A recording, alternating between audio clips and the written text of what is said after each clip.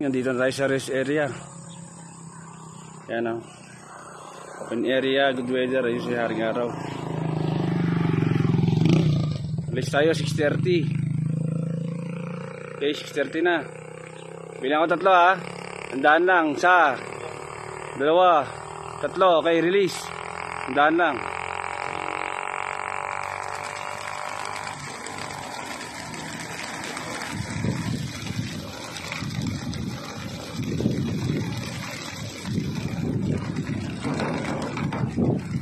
Ano, bilis, biya ka dyan.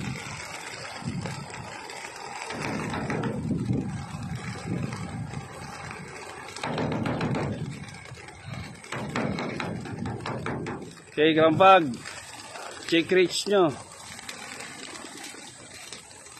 Kalampag. Mabilis lang nawala oh.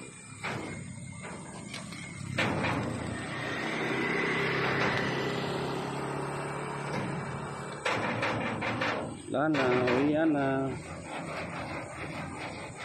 Okay na. Yay, yun lamang po, thank you. Magandang araw sa inyo mga kuya. Ang abangan natin for today's video is Tarlac. So nag-midtoss nga tayo ng dalawang panlaban natin na preparasyon para sa 4th lap na paparating sa aming club sa IRPCI itong linggo. So bali habang wala pa yung dalawa natin, ito yung forecast pala ng datingan nila. So mamaya pa ang gagawin natin, papakainin muna yung mga breeder natin, papakainin natin muna sila, tapos maglilinis muna tayo dito. So bali magpakain muna tayo mga kuya.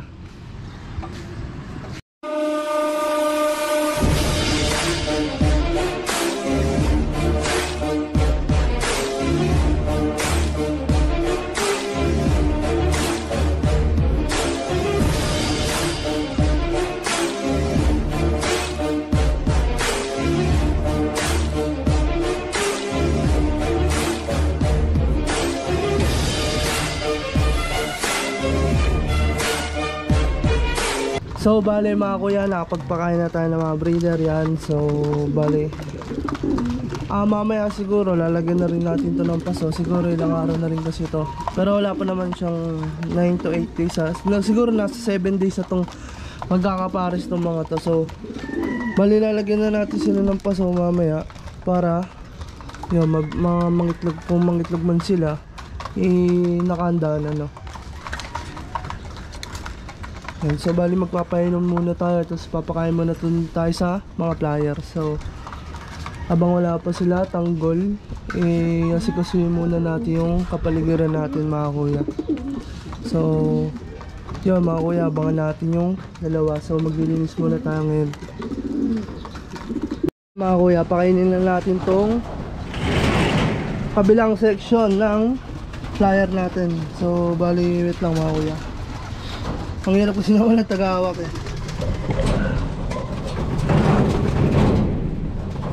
So yan, so ito yung pagkain nila siguro nasa 15 ata sila, ay nasa 18 pala sila dito. So bale ito, pagkain natin.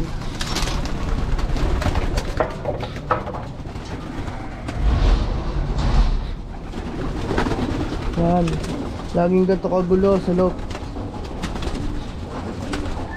So bale unahin muna natin sa isa.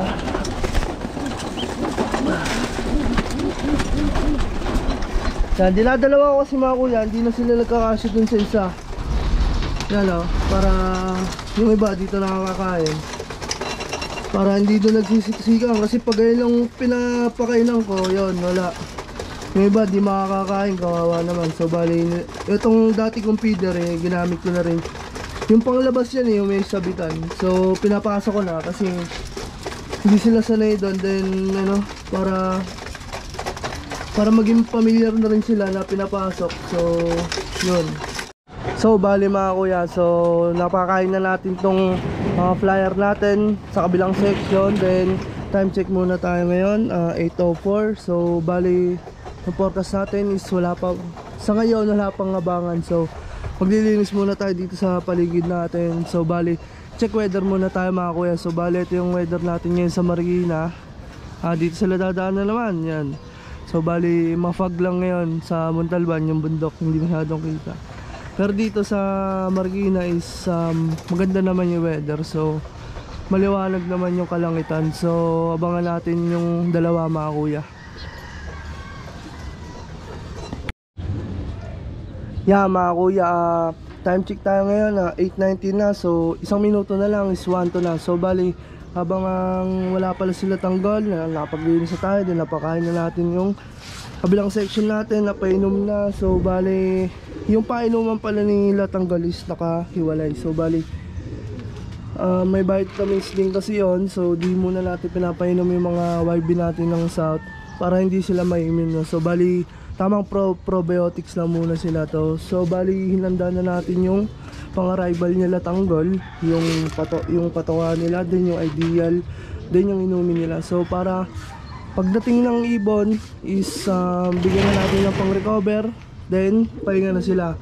Tapos ang kargahan nila ngayon ay ang kargahan na nila Friday na. So bali ang preparasyon na ginagawa ko sa mga panglaban natin pagdating ng mid-toss yung pahinga na sila para pag tawag dito pag linggo ay hindi na sila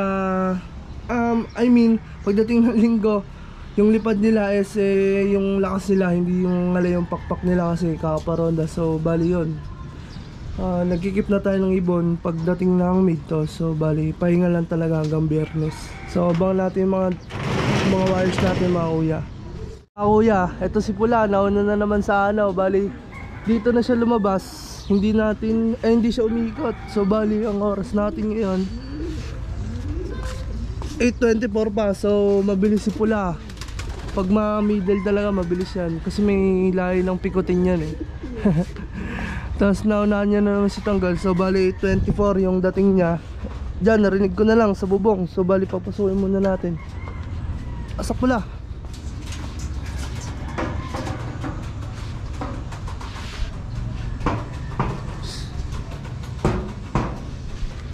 Ay pumasok. Ito na rin nata si Tanggol mga kuya. Asan na si Pula? Ayun, nasa dulo. Hintayin na lang natin pumasok. Mga kuya, nagsabay na nga sila Tanggol. So pagkapunta dito ni Pula, yan, bagsak din ni Tanggol. So bali magandang pangitain to hindi sila hirap ngayong mid-toss. So papasokin muna natin mga kuya. Pasok. Pasok.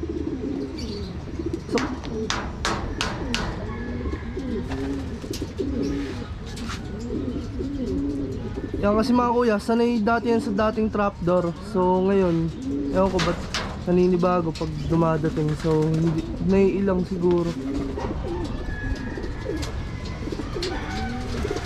Ay, nalo na si Tanggol, ilang. Kasi malaki. Pitcha dun sa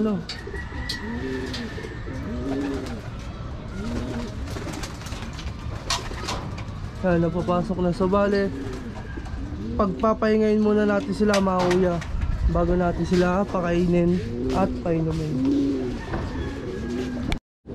So yan mga kuya, ngayong mid-toss ng napaganda yung uwi nila. So sabay sila. Nung mga nakaraan kasing mid-toss patak-patak talaga yung pawian natin. Pero ngayon gamay na gamay nilang dalawa yung mid-toss natin. So bali magandang ang pangitain sabi nga nila pag sabay-sabay ang datingan hindi nahirapan ng ibon. So bali pagpapahingayin muna natin, then pakainin at painumin natin para makarecover na. So pahingayin muna natin at yung mga YB natin ilalabas muna natin. So maganda naman yung weather, maganda magpawala ng mga YB ngayon. So mga kuya, pakawala muna natin mga kabilang section ng loft natin. Mga kuya, yung mga young bird natin na pang summer is papakawala muna natin. Yan.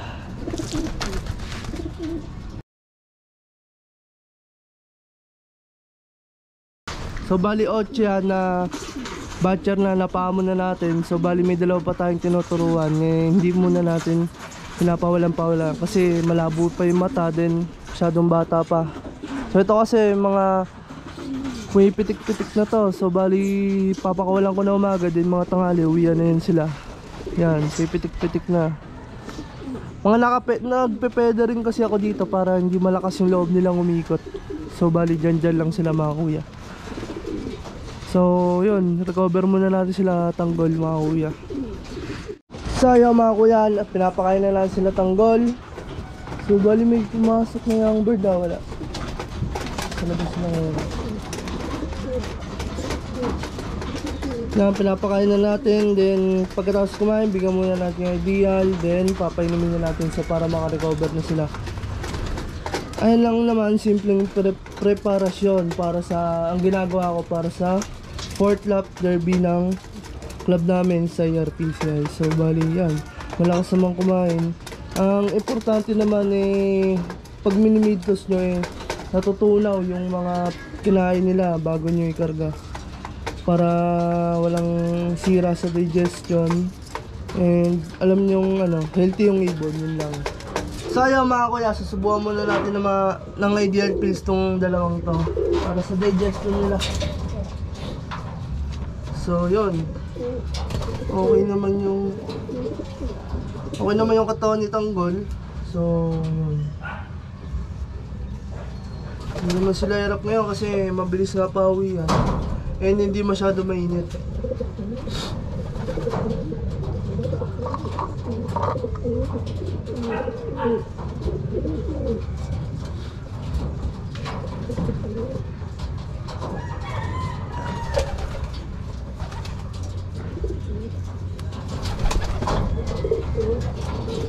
Itong si Pula pala, nag-see you tomorrow to nung 3rd lap. So bali umuwi to, Lunes na no.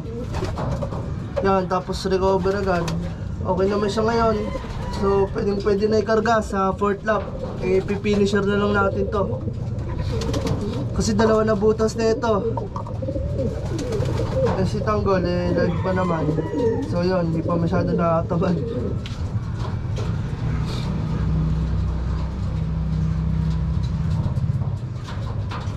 So yan, okay na mga kuya, bali papainumin na natin sila. Yan, so mga kuya, papainumin na natin sila tanggol sa Pula.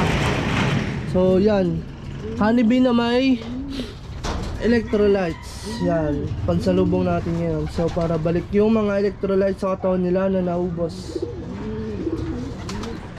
So yun mga kuya, maraming salamat sa pakikibang sa atin ngayon. So bali kita-kits tayo sa linggo, abangan natin sa 4th lap derby namin. So bali maraming salamat sa mga sumusuporta sa atin sa YouTube natin. Like, share, and subscribe to my YouTube channel, and lagi natin tatandaan na ibon lang ang magkakalaban. Maraming salamat mga kuya.